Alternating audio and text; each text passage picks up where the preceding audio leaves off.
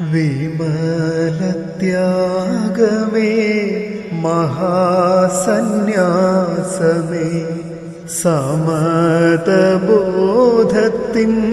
പരമപാഗമേ ഭുവന ശുശ്രൂഷയെഴുതാലും നിങ്ങൾക്കെഴുന്ന വിഗ്രഹം വിലയമാണ്ടുപോ. ജയനാരായണ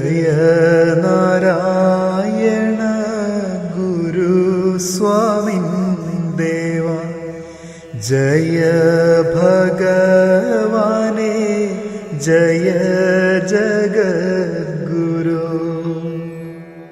ത്രികരണ ശുദ്ധി നിദർശനമായി